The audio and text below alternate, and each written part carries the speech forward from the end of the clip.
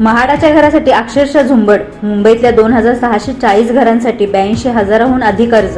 जर तुम्हाला रिअल इस्टेटमधील व्यवहाराबद्दल संपूर्ण माहिती हवी असेल तर आमच्या चॅनलला सबस्क्राईब करा आणि नवनवीन व्हिडिओ अपडेट्स मिळवा. सबस्क्राईब करा आणि तुमच्या रिअल इस्टेट नॉलेजमध्ये भर घाला. मुंबईत स्वतःचं हक्काचं घर घेण्याचे स्वप्न पाहणाऱ्यांसाठी म्हाडाकडून मोठी संधी उपलब्ध झाली आहे. महाराष्ट्र गृहनिर्माण आणि क्षेत्र विकास प्राधिकरणाच्या 2640 घरांच्या सोडतीला नागरिकांकडून मोठा प्रतिसाद मिळत असून आतापर्यंत तब्बल 82,000हून अधिक अर्ज दाखल झाले आहेत. विशेष म्हणजे अर्ज प्रक्रियेसाठी अजून 3 दिवसाची मुदत शिल्लक असल्याने अर्जदारांची संख्या आणखी वाढण्याची शक्यता आहे. मुंबईतल्या वाढत्या घराच्या किमतीच्या पार्श्वभूमीवर म्हाडाच्या या सोडतीमध्ये सर्वसामान्य मध्यमवर्गीयांचे लक्ष लागले आहे.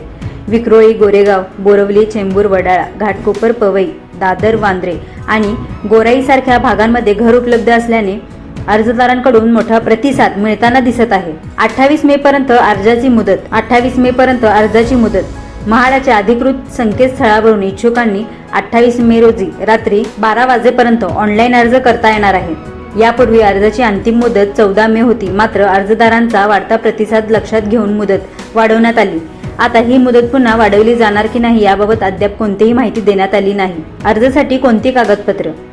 अर्ज करताना आधारशी लिंक असलेला मोबाईल क्रमांक, ईमेल आयडी, आधार कार्ड, पॅन कार्ड, अधिवास प्रमाणपत्र, उत्पन्नाचा दाखला आणि आयकर विवरणपत्र आवश्यक आहे. विवाहित अर्जदारांसाठी पती किंवा पत्नीचे आधार व पॅन कार्ड बंधनकारक आहे. तसेच जात प्रमाणपत्र, विशेष प्रवर्गाशी संबंधित कागदपत्रे आणि विधवा अर्जदारांसाठी मृत्यू प्रमाणपत्र ही जोडावे लागणार आहे. अंतिम यादी कधी? म्हाडाच्या वेळापत्रकानुसार 10 जून रोजी दुपारी 3 वाजता पात्र अर्जदारांची प्राथमिक यादी जाहीर केली जाणार आहे. त्यानंतर 12 जून पर्यंत हरकती आणि दावे नोंदवण्याची संधी दिली जाईल.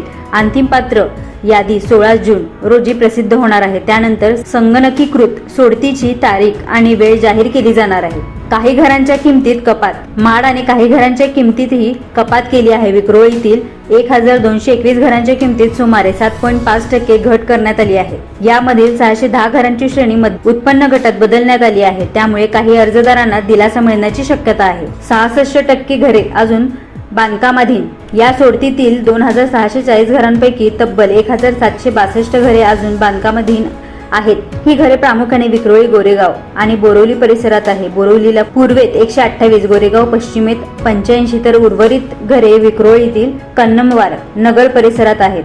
घराच्या किमती किती? या सोडतीतील सर्वात महाग घर दक्षिण मुंबईतील ताणदेव येथे असून त्यांची किंमत सुमारे 6.82 कोटी रुपये आहे. तर आर्थिकदृष्ट्या दुर्बल घटकांसाठी मानखुर्दमध्ये उपलब्ध घरांची सुरुवातीची किंमत सुमारे 29 लाख रुपये आहे. गोरेगावमधील 300 चौरस फुटाच्या घराची किंमत सुमारे 32 लाख रुपये ठेवण्यात आली आहे. मुंबईत परवडणाऱ्या घराच्या मर्यादित पर्यायामध्ये म्हाडाची ही सोडत सर्वसामान्यांसाठी मोठी संधी मानली जात आहे.